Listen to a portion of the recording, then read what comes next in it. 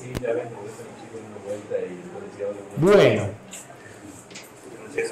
Además la noticia del día es que la parte de adelante no se grabó porque el botón que puse era el iniciar cámara, que es el de abajo, no el de iniciar grabación. Así que los que faltaban tendrán que ver el video del año pasado, que es parecido, tampoco es igual, pero bueno. No van a perder nada muy significativo, como les digo, este es como la clase fácil, descriptiva. ¿Cómo salen de bajo consumo? Normalmente por una interrupción o por una señal externa es lo que nos va a sacar de bajo consumo, porque si no estamos ejecutando nada, no hay forma que nos despertemos solos. Una fuente bastante habitual es el RTC, que es este reloj de tiempo real que yo les decía, que es un módulo de hardware que se encarga de tener la fecha y hora actual. Eso funciona con un oscilador separado del oscilador principal, entonces se puede apagar el oscilador principal y mantener esto. Y esos registros y el oscilador se pueden mantener funcionando con una pila 2032, ¿sí? Es de extremadamente bajo consumo. Una de las funciones que tiene el RTC es una alarma, ¿sí? Entonces puede comparar determinadas partes de la fecha actual con la alarma y de esa forma podemos decirle que se despierte un día y hora específicos o que se despierte cuando los minutos, las decenas de minutos, los segundos, las horas, decenas de horas coincidan con cierto patrón que nosotros le damos, ¿sí? De esa forma nos podemos despertar cada segundo, cada minuto, cada 10 minutos, cada 20 minutos muy fácilmente. Ese RTC funciona con un oscilador de 32 kHz que utiliza un cristal y que se alimenta por separado. Esto hay que configurarlo. Es un dispositivo muy fácil de configurar, tiene nada más que 3 registros y es bastante simple de usar. Estos temporizadores son los únicos que lo van a sacar de los modos de bajo consumo más agresivos y van a generar señales de interrupción o señales de wake up para despertarlo al procesador, ¿sí? Depende de qué instrucción hayamos usado para dormirlo, es cómo lo vamos a poder despertar y qué fuente vamos a poder usar para despertarlo. Bien, algo que vamos a ver un poquito es qué sucede cuando le damos energía por primera vez, ¿sí? Lo vamos a ver después de interrupciones en detalle, pero el procesador cuando arranca tiene que saber de dónde va a empezar a ejecutar el programa y tiene que tener un valor predefinido en ciertas cosas, ¿sí? En nuestro caso, el reset busca un programa en flash, ¿sí? Y alguno por ahí se preguntará, ¿y qué pasa cuando el micro está por primera vez, salió de fábrica y no tiene programa? ¿Qué hace? Bueno, en general se va a un módulo de error y se queda en ese módulo de error no haciendo nada, ¿sí? Y hay dos formas de cargarle el programa. Una es la forma que estamos usando nosotros a través de las herramientas de diagnóstico, ¿sí? Esas herramientas de diagnóstico tienen la capacidad de frenarlo al procesador, ¿sí? De hacerlo entrar en un ciclo en el que no ejecuta instrucciones para diagnóstico y de cargar el programa en flash, que es lo que hacemos nosotros. Y la otra opción, que la deben de haber escuchado nombrar, yo creo que ya la mencioné, ¿saben lo que es un bootloader? ¿Algún travieso de celulares escuchó hablar del término bootloader? ¿Qué es el bootloader del celular? Era como entrar una capa muy rara y yo lo bloqueé después ahí y lo inicié. El bootloader es un programa que permite alterar el firmware de los dispositivos embebidos. O sea, es poner un programa dentro de la memoria del procesador para actualizar el propio programa. Normalmente eso se hace, no se actualiza el mismo programa, sino que se ponen dos programas. Este es el programa normal que maneja el procesador, lo que nosotros estamos cargando hoy, y se deja un programita especial que solo sirve para recibir datos de un puerto de comunicaciones y escribir en la memoria flash, ¿sí? Este programita se llama bootloader y en determinado momento, en lugar de empezar a ejecutar este programa cuando arranca el procesador, empieza a ejecutar este programa. ¿sí? Y entonces con este auxiliar podés modificar el programa principal. Este procesador tiene un bootloader en ROM. Es decir, viene de fábrica grabado el código de ese bootloader.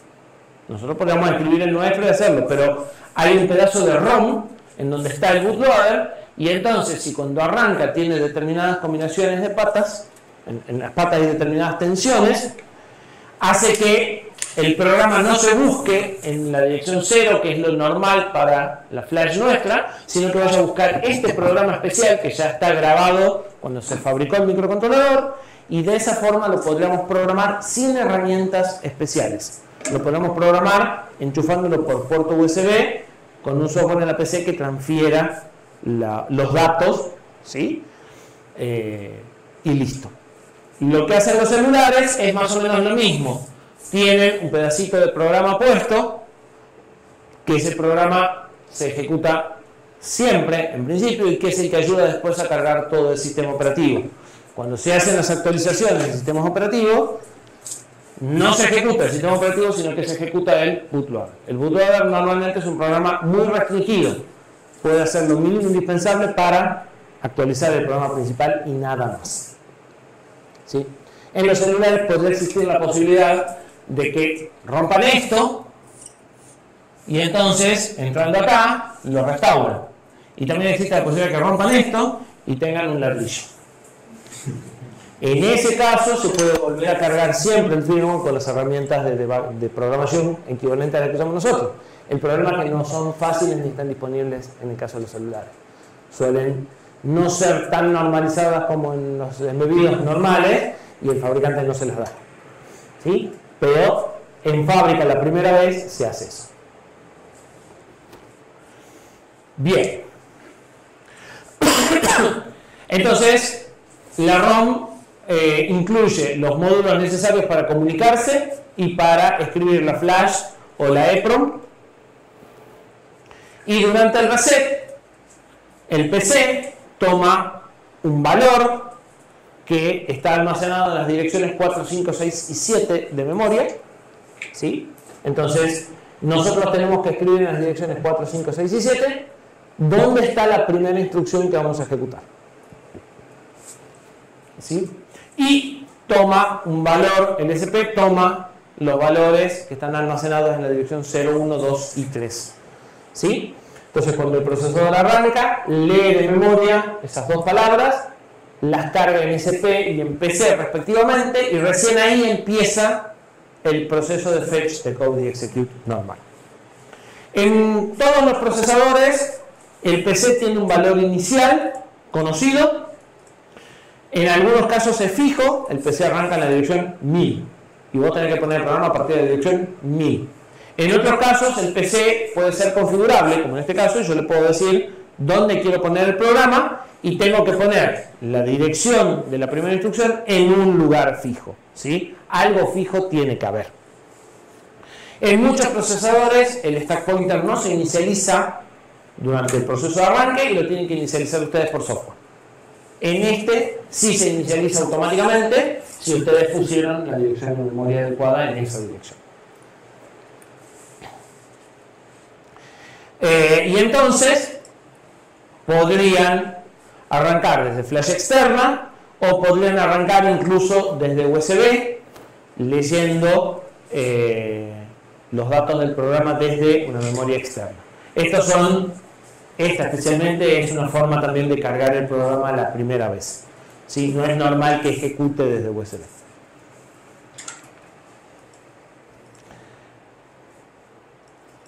Ustedes no saben lo que es una FLL ni una PLL, eso lo ven mucho más adelante.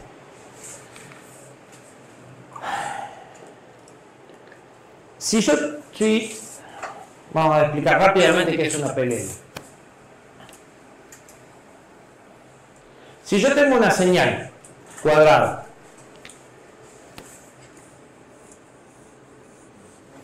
de 1 MHz, ¿puedo obtener una señal de 512 kHz o de 500 kHz? Dividiendo, ¿sí?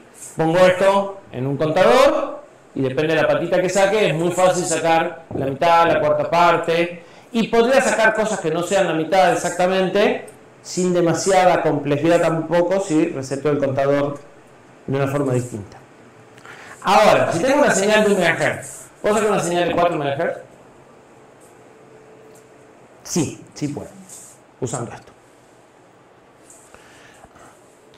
Básicamente, ustedes saben que está entrando 1 mega, saben que están entrando 4, entonces lo que hacen es como desfasar esta señal una cantidad de tiempo y empiezan a hacer combinaciones entre esta señal y la señal desfasada y generan una señal que es un producto.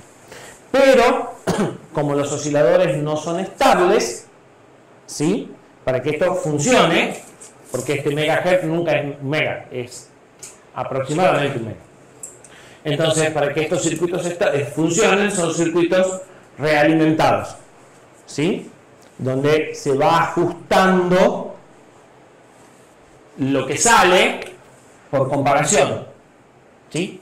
Entonces, son lazos enganchados en fase o enganchados en frecuencia, ¿sí? Son unos circuitos que van a ver el año que viene en Fundamentos de Telecomunicaciones.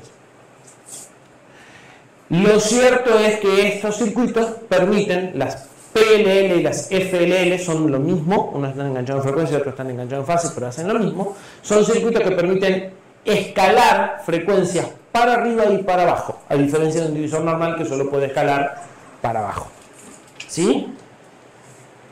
Con esto se generan las señales de reloj internas. De esa forma ustedes pueden poner un cristal de 4 MHz y hacer funcionar el procesador a 80 o a 204.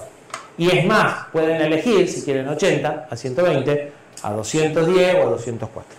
¿Sí? Porque tienen un juego de multiplicadores y divisores. O sea, como en el divisor ustedes podrían programar la división, en este pueden programar la división y la multiplicación. ¿Sí? Entonces, con este tipo de circuitos se puede generar a partir de una señal de referencia una frecuencia que está escalada.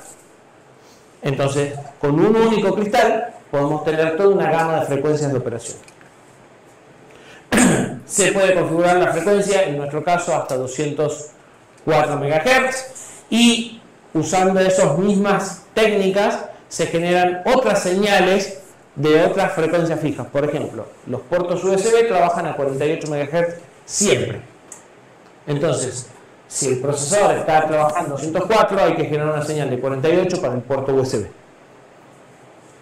Buenas. ¿Cómo andan? ¿Bien? ¿Vos te crees hasta las 10 o...? Hasta las 10. ¿En las 10 sabes ahí más? Sí, Sergio sabe. De nada. ¿Sí? Esto es el núcleo del sistema de reloj que yo les había contado al principio.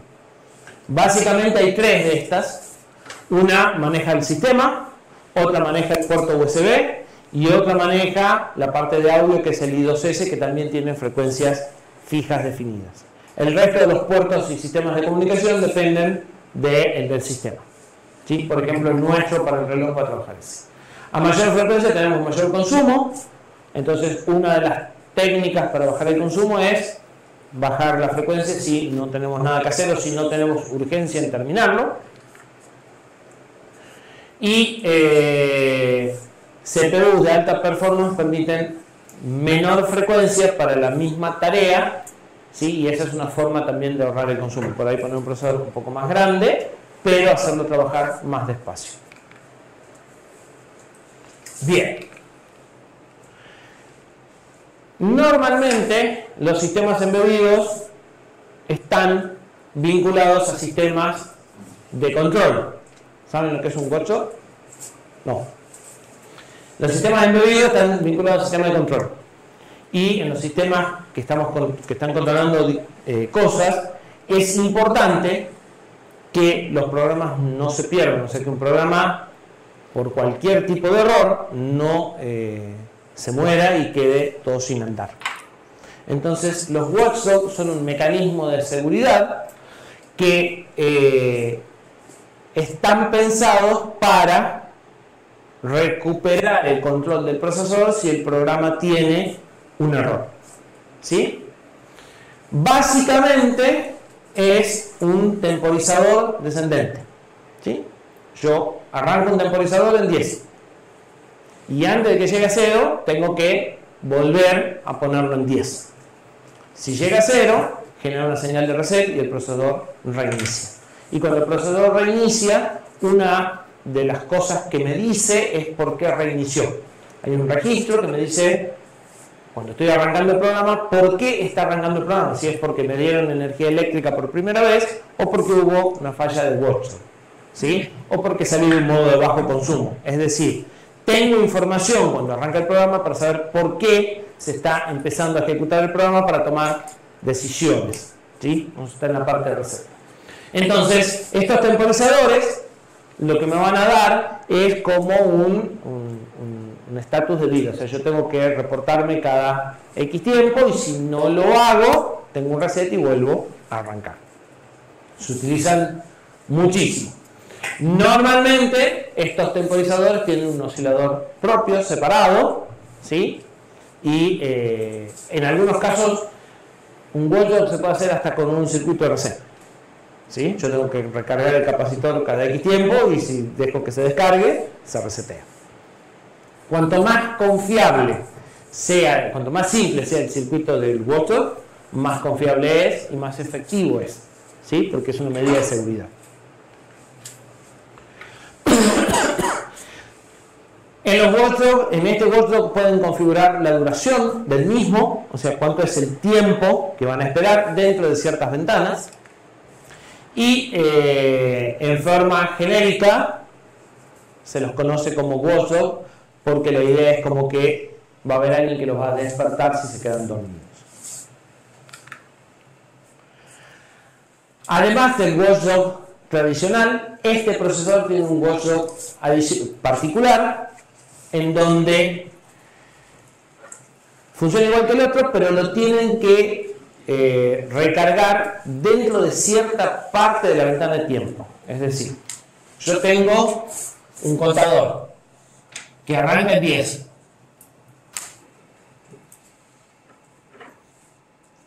y en 10T llega a 0.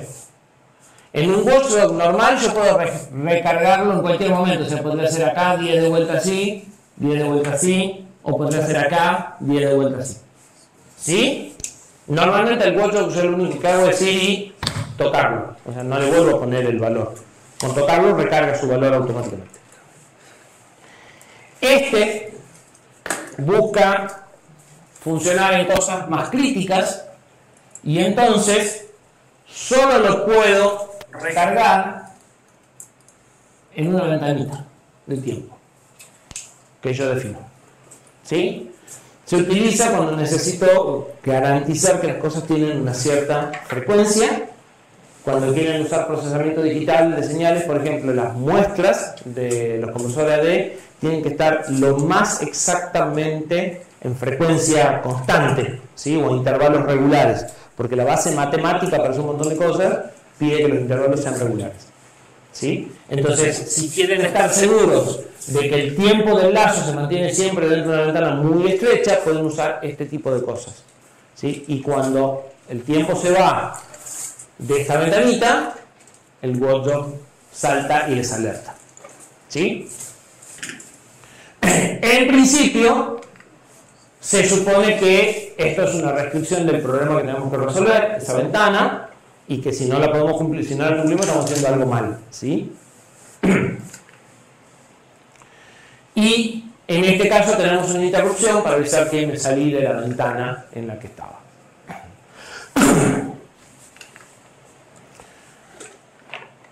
Estos sistemas de watchdog se paran automáticamente cuando el procesador está en sleep. Porque cuando está el procesador en sleep, claramente no estoy disfrutando el programa y claramente no puedo ir a decirle que estoy vivo. Bien. Lo último no lo vamos a discutir ahora, quedó de cuando esto iba después de interrupciones. Entonces, después en la interrupción discutimos esas preguntas. ¿Se acuerdan o no se acuerdan? Las vamos a discutir. Y por último, si mal no recuerdo, Este es el último módulo que vamos a explicar. Los temporizadores, el procesador tiene distintos tipos de temporizadores, pero todos funcionan más o menos de la misma forma, ¿sí? Y buscan cumplir más o menos los mismos problemas. Los temporizadores me van a dar una forma de medir por hardware el ancho de una señal. Voy a poder medir este tiempo, o voy a poder medir este tiempo, lo cual me va a servir para decodificar un montón de protocolos de comunicaciones y cosas por el estilo. Y me van a servir también para generar este tipo de señales. El mismo componente normalmente puede ser las dos cosas. Puede medir una señal de entrada y puede generar una señal de salida. Siempre que hablamos de señales son cuadradas, o sea 0 veces C, ¿no? No son señales analógicas. Los que tengan ganas, yo sé de uno que tiene ganas, podría en el último práctico hacerle tocar algún sonido a la computadora usando este tipo de cosas. No va a sonar muy bien porque es una cuadrada, pero deben de reconocer la melodía.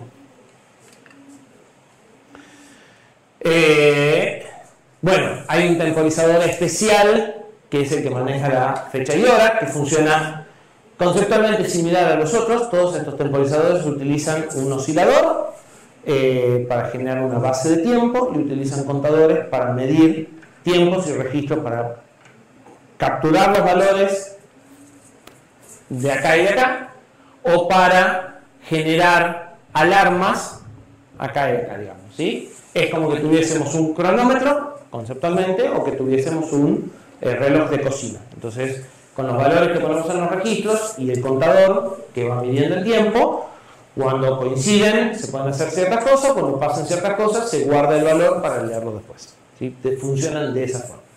El RTC funciona conceptualmente de la misma forma, ¿sí?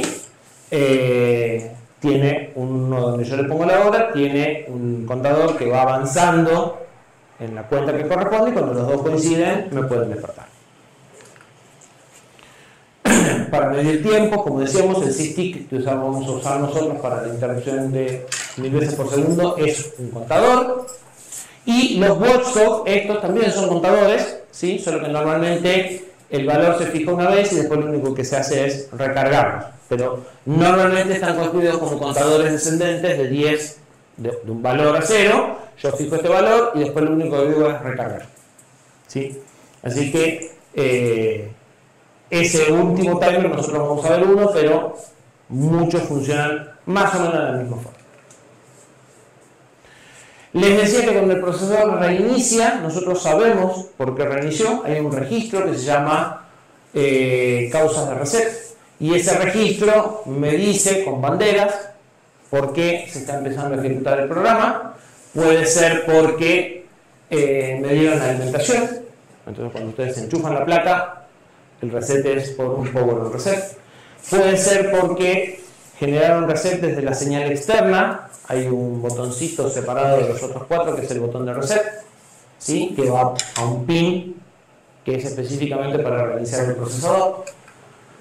Podría ser porque la tensión de alimentación bajó demasiado, ¿sí? Podría ser porque los watchdog se salieron de tiempo. Y todo esto queda en un registro que ustedes pueden leer durante la rutina de arranque para decidir qué van a hacer, si van a informar de un error o si van a cambiar la forma de arrancar el procesador en función de lo que sucedió, ¿sí? Por ejemplo, algo como esto.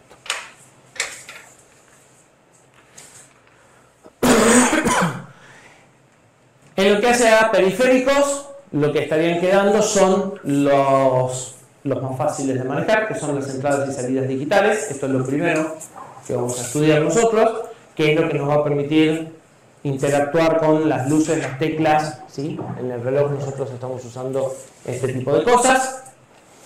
Y hay una variante de los puertos GPIO en donde esas señales podrían cambiar sincronizadamente en el tiempo, por eso se llaman SGPIO, son seriales. Lo que podemos usar son varios bits y hacer que cambien al mismo tiempo por la forma en la que escriben. Cuando ustedes tienen los puertos, normalmente si tienen 4 puertos, escriben en este el 0, después escriben en este el 1, después escriben en este el 1 y después escriben en este el 0, y a nivel tiempo esto va quedando una cosa desfasada así, ¿sí? Porque cada escritura va sucediendo en tiempos distintos.